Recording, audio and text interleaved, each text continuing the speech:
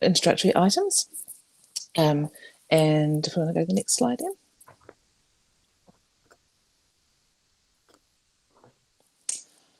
Okay, so we're going to cover an introduction of who we are and what our ADSB Architects is.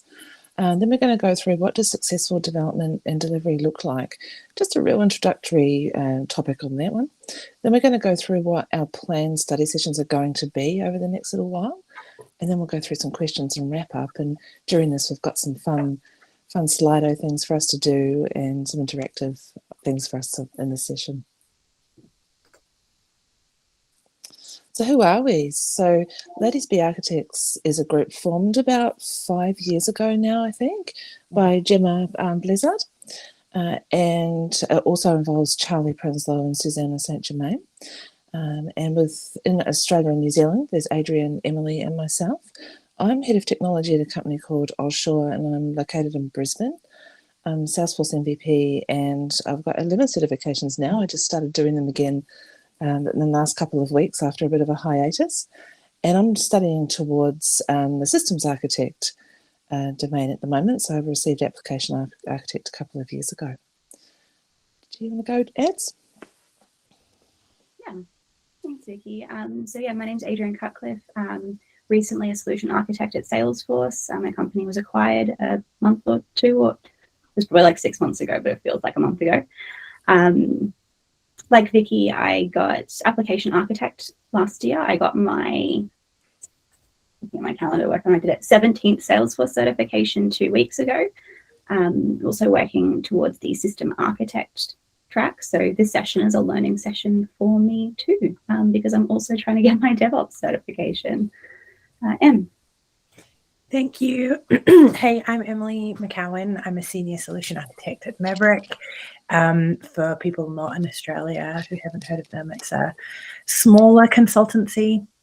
We're an SI partner. I've been doing Salesforce architecture for a few years now. I've been in the Salesforce world for like 12 years. I had the very classic accidental admin kind of entry to this world and fell in love with it.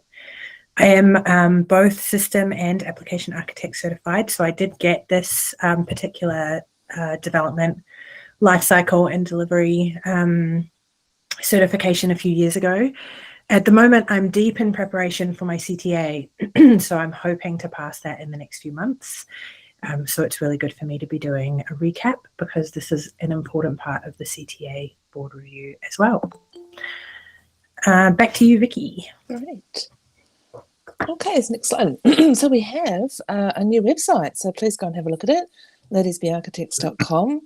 Thanks so much to Emily for redoing this. It's all her awesome work. So a big shout out to her. So we've redesigned it and made it a little easier to get around and to see where the study sessions are, which resources that you can use, etc. Thanks, Em. So in our study sessions, what we're wanting to do is really look at what real-world best practice is for the DevOps and development lifecycle and deployment. We will be covering the exam guide too, though, so for both the certification and for the CTA exam guide. So it's going to be a mix of hands-on sessions and presentations. And remember, we are learning too. I haven't done my development lifecycle and deployment designer cert like Adrienne hasn't either. So let's all share in our knowledge and learning journey. And we really want to encourage you to speak up and feel free to contribute to these sessions. Next one. So what do we need from you? Please participate. So ask questions, share your thoughts and experiences. Invite your friends. Everyone is welcome. It's certainly not just for ladies. And if you want to stretch yourself and lead a study session, let us know. We'd love you to do that. Remember, we're also at different stages in our journey to architect or journey to CTA. You might not want to get to CTA. You might just want to be getting to the two domain architect tracks, and that no one knows everything, not even CTAs. Next slide. Over to you, Em. We're going to do a Slido. So I wanted to kind of poll everyone and hear what you think of when you hear the term development and deployment life cycles. So if you go to your phone or your desktop, go to slido.com and enter this code. I'm going to pull over a little presentation slide. And we'll start sharing what we know already. It's good to know where you're starting from before you dive into the study.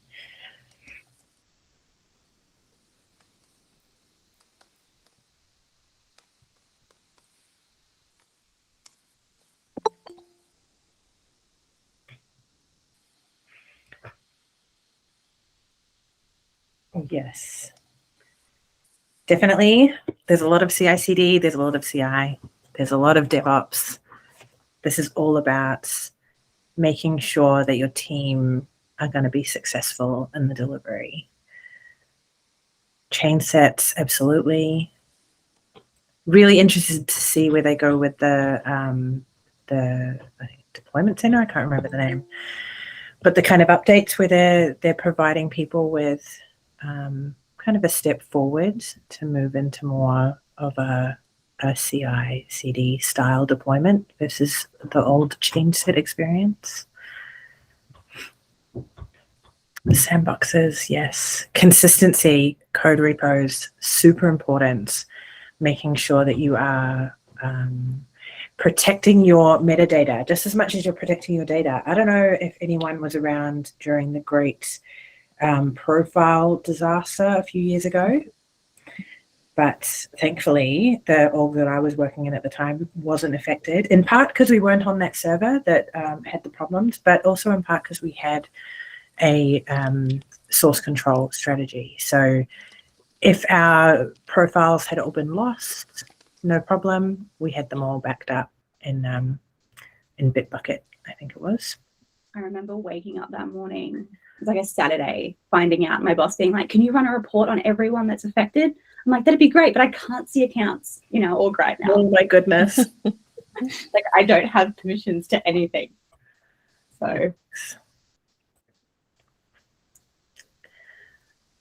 awesome. Cool. So I might pause that one. We've got some more that we'll come back to later in the presentation. A pretty fun one too. So over to you, Ads. awesome. Sorry, I was just getting a shivering dog a blanket. It's feigning cold this morning. So for those of you that haven't seen it, this is the exam outline of the Development Lifecycle and Deployment Architect certification. I'm going to read that right because we realized we were getting the name all wrong. I always get it backwards. So this one's actually a fairly evenly spread exam. Quite often you'll find Salesforce exams that are, 25% here and 3% here. But this one's fairly sort of 15, 13%. And it really outlines the areas of really doing deployment. So your application lifecycle management, planning, system design, building, deploying, testing, releasing, and operating. Now, as mentioned by Vickie this morning, we're going to tackle this a little bit differently. So we're not just simply going to be running sessions on planning or sessions on system design. We've broken these down a lot further. And we're going to be taking a look kind of behind the hood and working out what makes up all of these different areas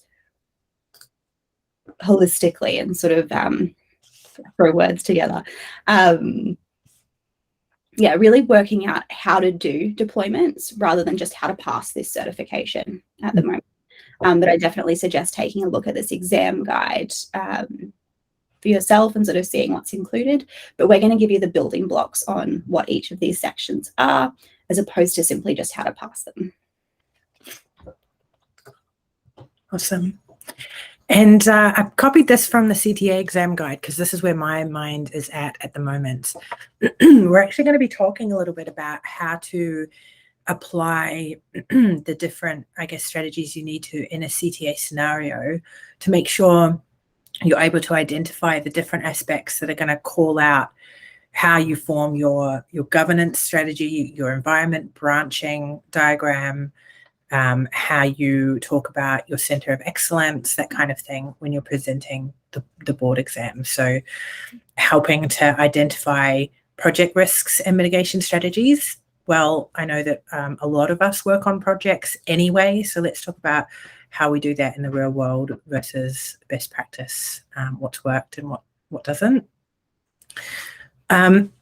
Talking about overall kind of technical considerations and technical work streams, one of the things that I do see pretty commonly in CTA scenarios is where you have distributed teams, often around the world. Maybe you have a team of developers based in India or in the Philippines or something like that, as well as maybe you'll have key stakeholders that are spread across the United States and Europe. And obviously it depends on the kind of size of project or org that you're working in, but that's reality. I work with, we call them an offshore team. I really don't like that word. I kind of feel like, I mean, to them, we're offshore.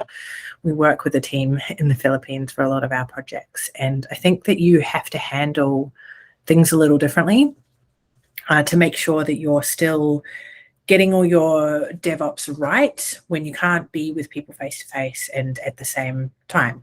The time zones are offset. We're going to go through test strategies. You have to be able to talk in your CTA scenario about when to test what. So there's going to be a data migration aspect. How do you test your data migration? There's going to probably be a mobile strategy, depending on what mobile, I guess, type you're going to be implementing, whether it's mobile publisher or a native app or a hybrid app or just standard Salesforce out of the box apps. How are you going to build and test them? And then your overall testing strategy, making sure you're touching on the unit testing, end-to-end testing, systems integration testing, regression, automation, all of those wonderful things. We're going to be talking about governance a fair bit. So that's where you have your steerco, you have your center of excellence, you have all the different little mini committees to do with making sure you're upholding design standards, making sure that your deployments are understood and accepted before they're scheduled and actioned. And you have rollback plans and all that sort of thing. We'll talk about the environment management strategies, so what sandbox types to use for what type of testing and activity, and what kind of tools you can use to help connect them up. So I'm talking metadata API, tooling API, and then all the external applications that you can get to help: GitHub, Bitbucket, GearSet, Capado, that kind of thing. And then, yeah, how to use source control and continuous integration, which does touch a lot on the last one. That's about how do you move between the environments.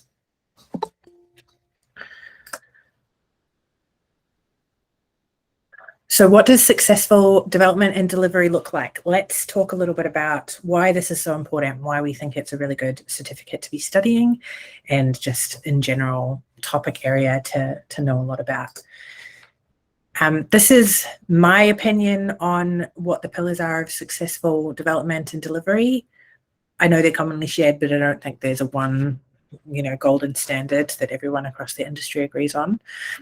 I think it's about the people, then the processes, then the tools. They're all of equal importance, but I kind of like to put it in that order.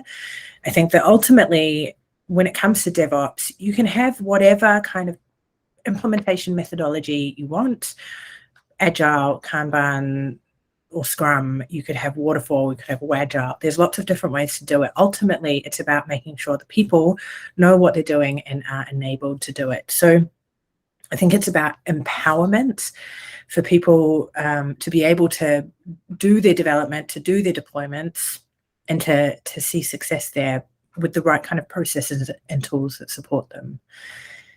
So then I think when we think about processes, we need to optimize them for efficiency and alignment. So you can have a beautiful process that you've gone away and thought up as an architect or a BA or some kind of leader. If the people aren't aligned to that process, if they don't understand it, or it doesn't actually represent what they need to do in real life, then it's not it's not going to work.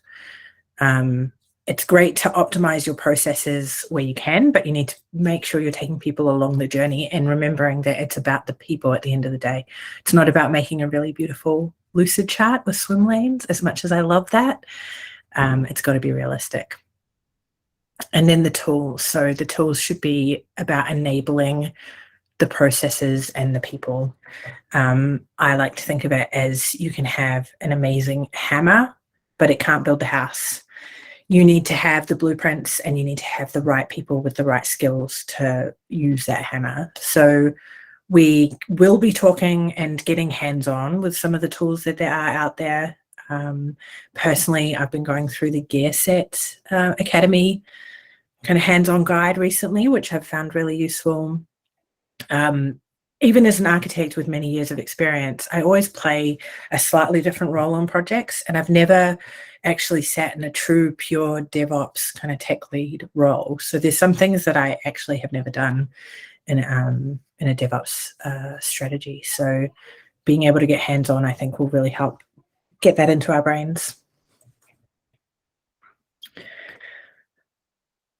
So we have another Slido, and this one I'm pretty excited for. I want to share your best or worst development or deployment stories. This is completely anonymous, but let's have a bit of a giggle about stuff that we've done that we've learned from, and maybe times when something just worked out really well. I'm going to start the Slido now. And let's share.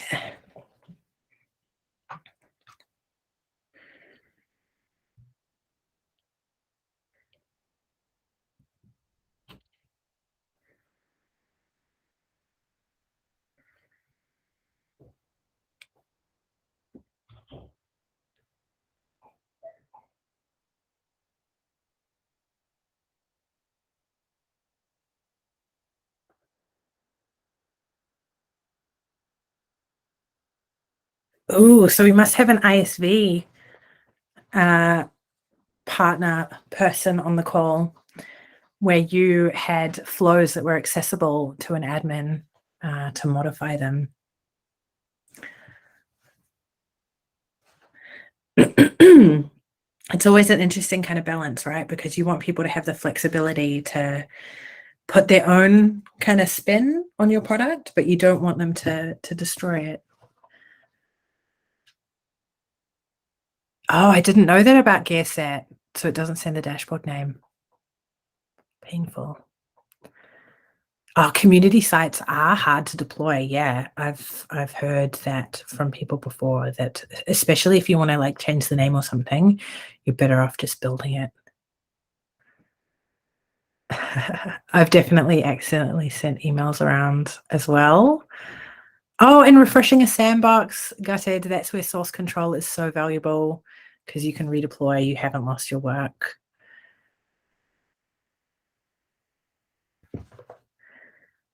And amazing. I'm glad to see a good story there. You did your data migration testing and it went smoothly. That's good. And this is crazy. So the client wanted to change the API names. I mean, yeah, I bet that didn't deliver much in the way of business value. Mine wanted to do that mid-deployment just recently. Oh my goodness. You know, I'm in UAT, but can we change the API names of all of these fields that you're using, you know, in like 5 or 6 flows and 2 or 3 different pieces of code? It's just, you know, just so that it presents better. Is that it? So the use case is just presenting better. It's so when he runs queries, it looks more presentable to him and he knows what his queries are doing. Right, okay. This is annoying, this profile permissions, so that, you know, the field level security and the object permissions don't come across. Well, I love GearSet so much. Yeah, sometimes it comes the other way. And I just want to deploy an update to a profile, like I've added a new custom permission or something. And but they only do, is it like the components, it's the permissions for the components that you include in the change set. That's right, isn't it? Yeah, it's only that comes across. So maybe I've changed a bunch of permissions, like, you know, 50 objects, and I need to make sure I pull across all those objects and all of the fields that I might have changed it on to get the profile across. That's painful. Like, I don't think it needs to be that painful. There's also no way of like removing, I think I removed the ability to create tasks from a whole bunch of profiles, which isn't actually any other setting. So you can't just deploy the profile. I am intrigued by this. I'm going to have to go and research bluecanvas.io after this. If anyone who mentioned that wants to come off mute and tell us a little bit about it, I would love to hear more. Yeah, I don't feel the need to stay anonymous on this one because it was a game changer. It's a good one. Yeah. But essentially, you can compare to orgs, and it'll show you which permissions are different. So you can do both permissions and field level security, and then it basically just creates a change set of just those that like field level security and moves it. It can sometimes be a little slow, but it's free. And so I can't even say it's paid itself in dividends. It's just amazing. I hope they never put a paywall on it. That sounds so good though. Like, yeah, slow, but manual is slower. Oh yeah. I've heard about, and this is one of those things, this one about shared dev sandboxes to individual sandboxes. I've heard, and there's always like opinions on what is best practice, but is it realistic? And I've had this same experience too. You might be like, oh yes, every developer should be having their own Scratch org and develop there and then deploy it to a shared. No, it just doesn't work, because usually developers are sharing. Someone's created an object that two others need to reference in a flow or a Apex trigger or something. It's much more efficient, I think, in real life to have the shared development sandbox. And building in prod. Yeah, that's. I think a lot of us have done that. That's me. I'll confess. Same. I built straight from production. I didn't know what I was doing 12 years ago. Customers has a new system admin, and they were like, "I'm making page layout changes. Where should I make them?" And I'm like, "We've just got a golden rule that you don't deploy page layouts anymore because someone always changes them in production." Yeah. Yeah. Cool. Oh man, breaking through sandboxes. Actually, I've got another one I can confess to. When I was learning about login flows, I built a login flow that was so bad that it locked us all out of the sandbox, and we had to start again. That was me. Our sandboxes flat out, like 3 sandboxes for one customer flat out died. Yeah. So we tried to activate accounts to contacts to multiple accounts, and it failed activation partway through, which meant you can no longer deploy profiles or anything to that. I didn't even deploy from it because there was half activated features. It happened on more than one occasion. Man. Thank you for sharing, everyone. Those are some really good stories. That's given me a bit of a giggle. Let's continue. So over to you, Adrienne. Awesome. So for those that haven't seen this before, this was kind of new for me as well. But this is what we like to call the DevOps infinity loop. It's also, as you can see by the titles at the top, really including a lot of that continuous integration, continuous delivery, continuous deployment. So you'll see probably a lot of iterations of these throughout. And not every one organization uses the same DevOps infinity loops. I've seen ones of these that instead of create, it's got sort of build and code separately. So it's really up to each individual organization or how you're doing deployments to really work out what your own DevOps infinity loop looks like. This one is specifically the one that's outlined in the Getting Started with DevOps trailhead. But throughout this kind of DevOps infinity loop, there's some things that, kind of principles that you should keep in mind, how you maintain version control throughout. Someone else can mute people now. Yeah. How you maintain version control throughout this infinity loop, how you do go about implementing that CI/CD or the continuous integration, continuous delivery and deployment, where you can automate anything through here. So when we're talking sort of verify or monitor if you can automate those different types of areas in there. Really making like a win-win. So there's, like I said, there's a couple of different versions of these, and there's always things that you need to think about when you do start building your own or how that works. Planning being a key stage, so you can kind of see the underneath of the deploy there.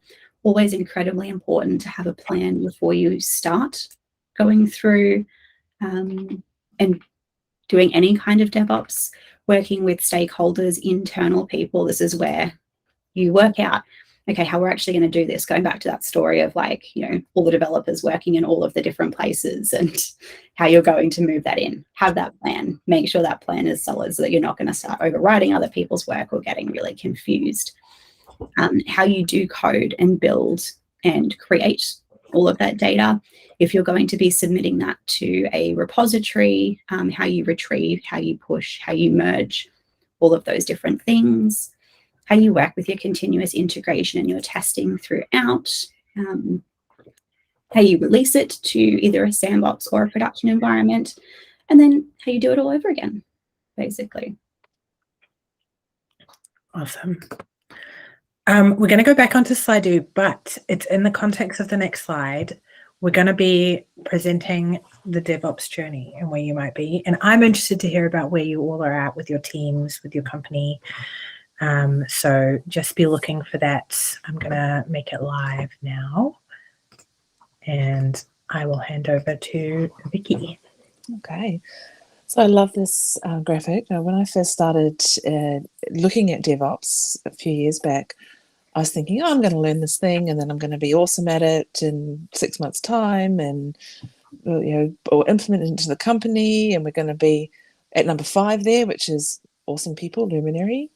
But when I really got into it, I went, yeah, okay, this is way more involved than I thought it was, and I shouldn't expect to be at number 5 so quickly.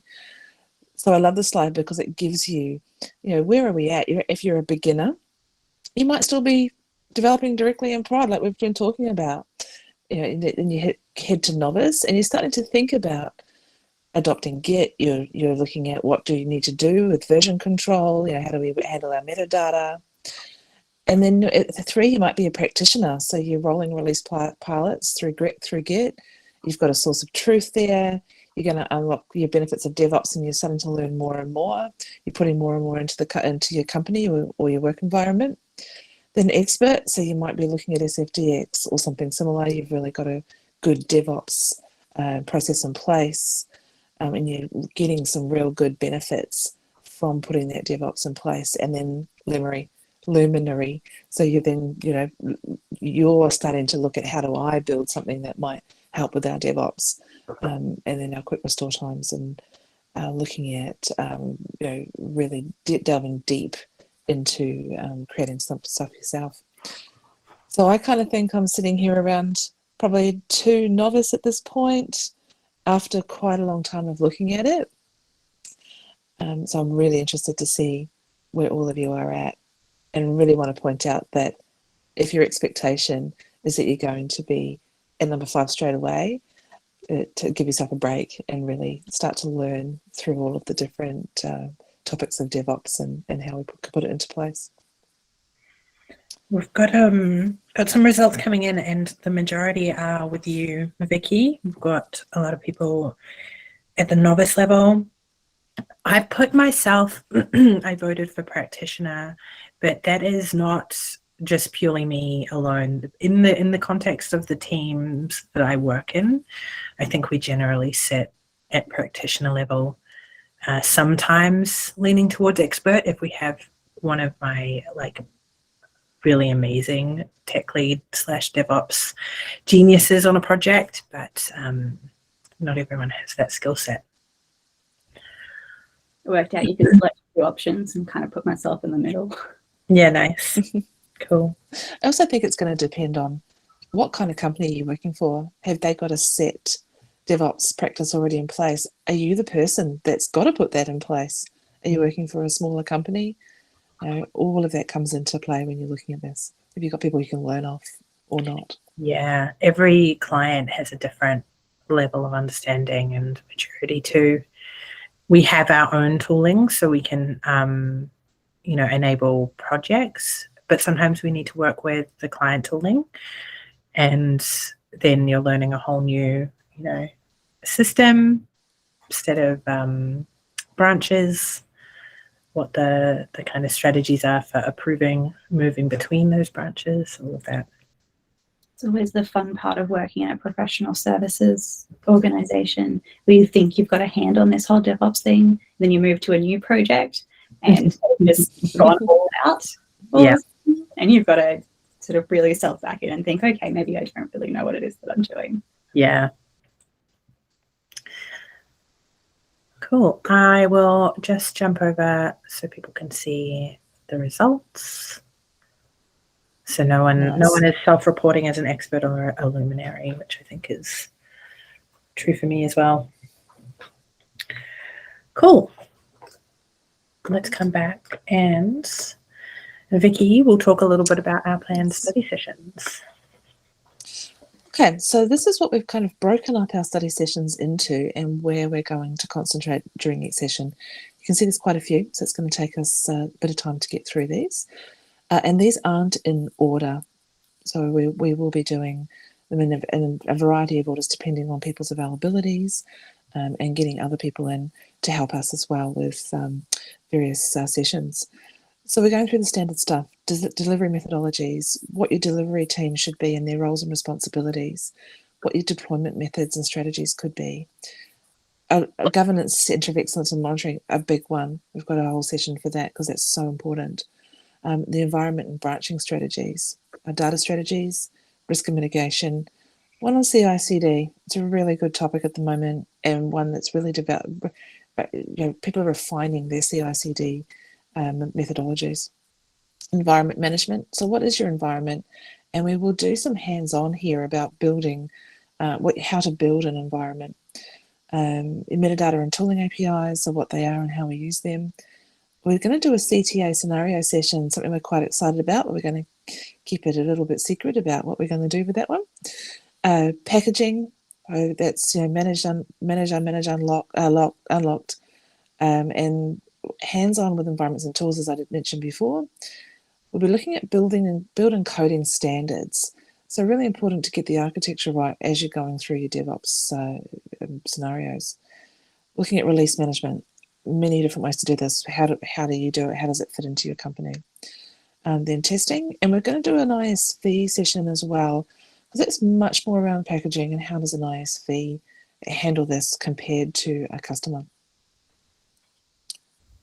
If anyone's looked at the exam guide, there's also sessions about first generation packages and second generation packages and unmanaged packages and managed packages, and I always get very confused. So I want someone who does that on a regular basis to talk us through it. Yes, definitely. Okay, so has anyone got any questions about anything they've seen, or something we might have missed, or any questions around the pillars that Em has put up? Cassie's also put that profiles and permissions deployer in the chat. If anyone was interested in checking that out. Thanks for sharing that, Cassie. And thank you, Hayley.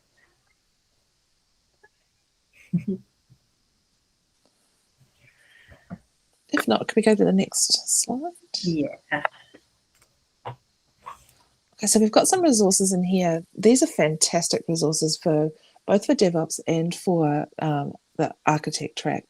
So the Phoenix project, if you've not read it, it is fantastic. It's a novel-based approach to talking about how bad a company can get with their development lifecycle and how they fixed it.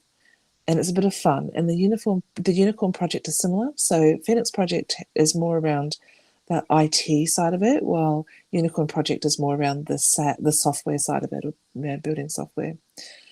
And then we've got the DevOps handbook, another really good one to look at. The development lifecycle and deployment trail mix on Trailhead, has got so much fantastic content. And then on the architect side, we've got the Salesforce Architect Handbook and Become a Salesforce Certified Technical Architect. by Tamimba Barry, which was released last year. Both of those have some fantastic content in them around the architect track. And the Salesforce Architect Handbook has it's almost like some decision guides around what you should be doing, what you could be doing when you're developing in Salesforce. One thing I've missed off there, though, is also the blog, the architect blog. So we should put that on there. That's got a lot of fantastic stuff.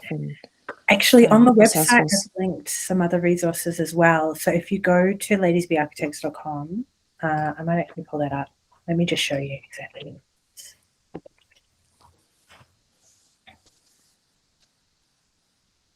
If you go to the additional resources tab, I've linked out a bunch of other resources just in general. So we've got the Salesforce Architects study resources.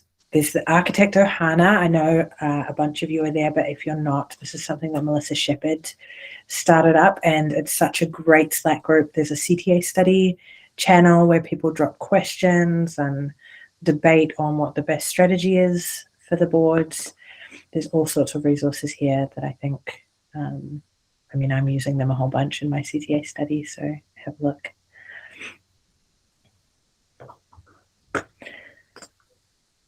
Shout out to Cassie who's in the chat beating me to it, copying and pasting all our links in. Thank you. Cool.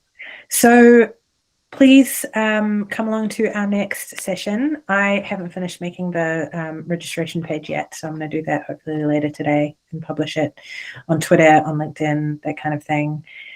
So I'll be talking about delivery teams. It's going to be about the people pillar that we talked about. So who sits on a delivery team? What are the roles and responsibilities? Where does a delivery team live within a center of excellence? What are I want to talk about it more in terms of responsibilities, because I know that project size really differs a lot, and you may have an architect who is also acting as a BA and a delivery lead. You may have a developer who's also your DevOps and release management person.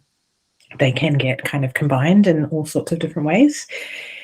So we'll talk about what, I guess, responsibilities are important to include within a successful delivery team. I'm also going to talk about working with centralized versus distributed teams. So some of the different strategies that I think work when you have got people scattered all over the world in this remote working world that we're in now, which is so fabulous. So I hope you join me. And I hope the time is not too unfriendly. It's always a bit of a juggle trying to figure out how to best reach everyone. We're thinking about moving the sessions around every now and then. So it might be earlier in the day over in the UK and Europe, and I don't even know what that would do to the US time zone, but later in the day for us in Australia. So we'll just kind of juggle things around so it's fair. And as always, we record our sessions. They'll be up on YouTube, and we'll share that on our website as well. And I probably should have also shared how you can find us. So I've just posted our Twitter link in the chat. So make sure you're following us on Twitter. That's where we share new blog posts, new session registrations, recordings, that kind of thing, any news that we have from Ladies Be Architects. It's also where you can reach out to us if you're interested in leading a study session. Blanca led a bunch of PD1 sessions a few years ago with the support of Ladies Be Architects. And I know people still use those resources today. And one of the things she said was the best way to learn is to teach. I completely endorse that. It's really helpful for me. So don't be shy. Hey, Emily, it's Blanca. Hey. I'll just say I've just transitioned into a fully DevOps position with the company, and after I roll off on this client that I've been on for the last few months, very much looking forward to it. But I'm happy to help out wherever possible.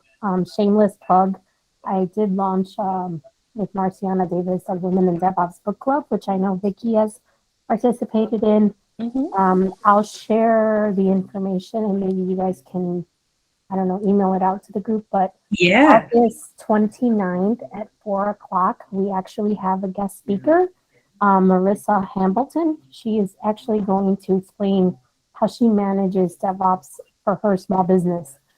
So a lot of what we hear people saying is like, well, that's great, but if I'm at a nonprofit, how can, where do I start if I can't afford the tooling and we don't have the resources and staffing? It's just another, space to get some more information. So I'll drop the link to the book club info session. You don't have to attend everyone. We try to record what we can, but the guest speaker on the 29th, I think would definitely be worth it if anyone can make it. Thanks, Blanca. Definitely share that with us. We'll spread the word and we'll follow up. I would love to have you present a session or two on these topics. I've also posted in, there's a link to it on our Twitter, I think, but I've also posted in the chat the link to our YouTube channel as well. So feel free, as Emily said, we record all of these sessions and we do post them on YouTube afterwards. So feel free to subscribe. And we've got all of our historical sessions there as well if you wanted to go back and start taking a look over any of those. We're working on rebuilding some of these sessions at the moment, as we said, and really sort of changing them around and building them out. But if you're interested in any of the historical sessions, that's where you can find them as well. Yeah. Thanks so much for coming along, everyone. I think if no one has got any questions or anything they want to add, we can probably wrap up.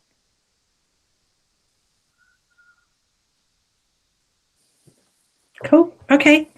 I look forward to seeing you in a few weeks' time to talk about delivery teams. Thanks, everyone. See ya. Everyone. Thank you, ladies. Thank you.